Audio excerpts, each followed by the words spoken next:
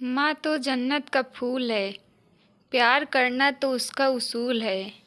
दुनिया की मोहब्बत फिजूल है, माँ की हर दुआ कबूल है।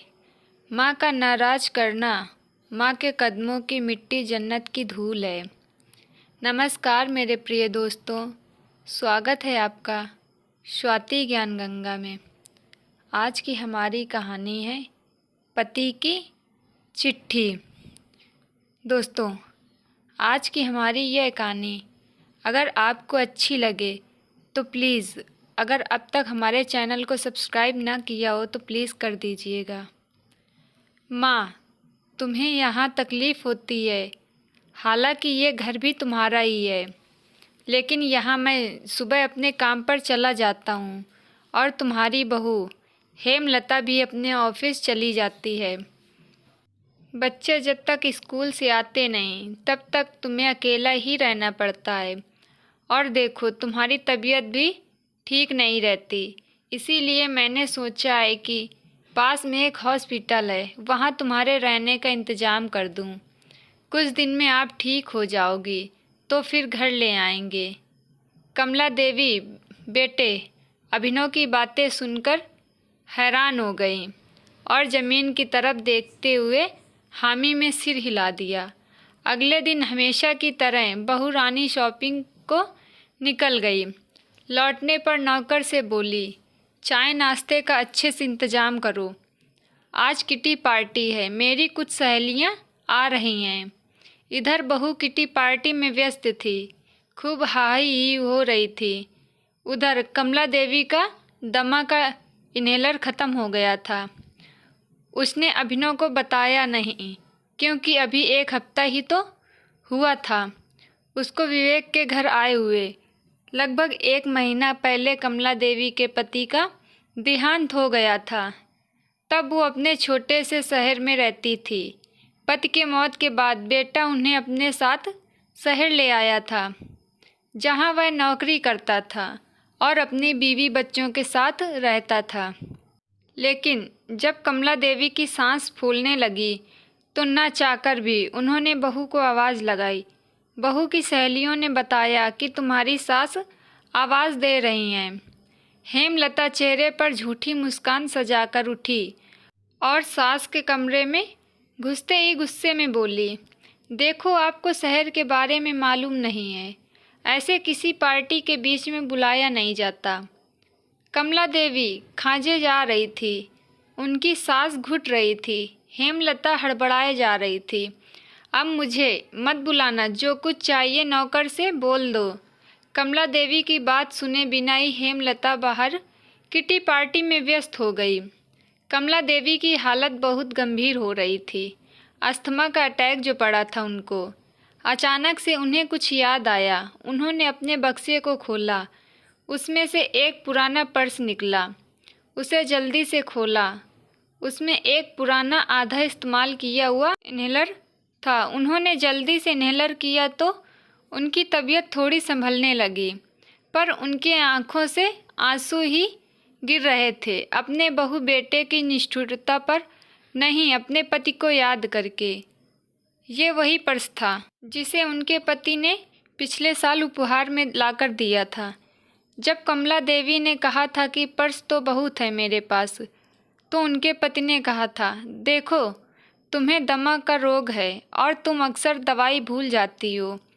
कुछ दवाइयाँ और इन्हेलर की एक डिब्बी में इसमें रख देता हूँ, कभी भूल जाओ तो इसे निकाल लेना। फिर कमला देवी कुछ और सोचने लगी। उन्हें कुछ और याद आया। उन्होंने उसी पर्स में एक छोटी सी पर्ची देखी। जब उनमें एक अजीब सी हिम्मत आने लगी थी, कमला देवी ने दराज में से एक पेन निकाला, एक पेपर पर कुछ लिखा और अपनी छड़ी का सहारा लेकर धीरे धीरे कमरे से बाहर आ गई। शाम को घर में कोहराम मचा हुआ था। अभिनव और हेमलता दोनों लड़ रहे थे। कारण यह था कि कमला देवी घर पर नहीं थी। पर अच्छा हुआ तुम्हारी माँ चली गई, कैसे रखती मैं उनको। मैं एक हफ्ते में ही परेशान हो गई थी। अभिनव बोला, अरे कुछ दिन तो ठीक से रख लेती, मुझे मकान के पेपर पर उनके साइन करवाने थे। उसके बाद तो हॉस्पिटल के बहाने वृद्ध आश्रम में रखने की बात कर ही ली थी। अब कहाँ ढूंढूं, पता नहीं कहाँ चली गई हैं। तभी अभिनव के फ़ोन पर एक कॉल आती है। अभिनव: हाँ बताइए। दूसरी तरफ से: सर, हम वृद्ध आश्रम से बोल रहे हैं। अभिनव: आपको मेरा नंबर कहाँ से मिला? वैसे मैं आपसे मिलने वाला था।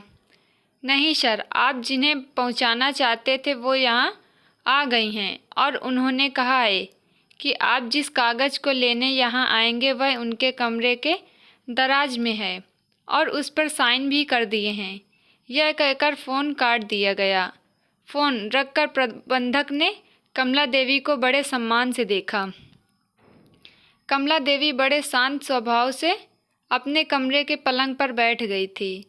उन्होंने फिर से वो पर्ची अपने पर्स से निकाला और पढ़ने लगी, जिसमें उनके पति ने लिखा था कि ये तभी पढ़ना जब मैं ना रहूं। तब कमला देवी ने कहा था कि तब तो मैं इस कागज़ को फाड़ ही देती हूँ, लेकिन उनके पति ने उनको ऐसा करने से साफ मना कर दिया था।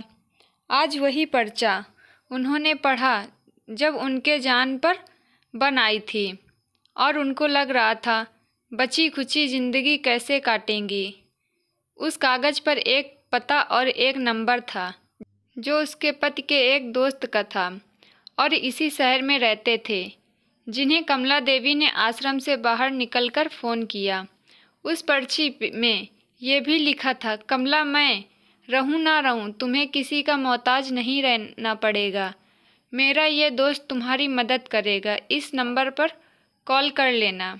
मैंने तुम्हारे लिए बैंक में पर्याप्त पैसे जमा कर रखे हैं।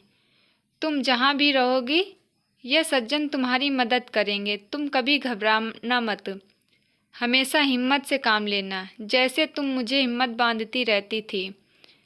कमला देवी को याद आने लगा कि मजाक में ही सही पति को कितना ताने दिया करती थी कि कभी एक साड़ी भी नहीं लेके आते और ना कभी घुमाने फिराने लेकर जाते हैं।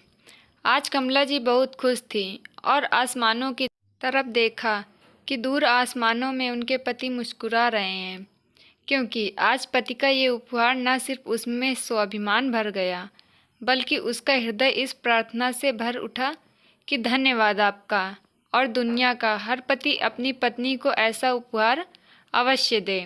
ऐसे बच्चों पर शर्म आती है जिनको माँ बाप से कोई मतलब नहीं, बस उनकी जायदाद से मतलब होता है और माँ बाप एक रुपया खर्च करना हो वो बोझ समझते हैं।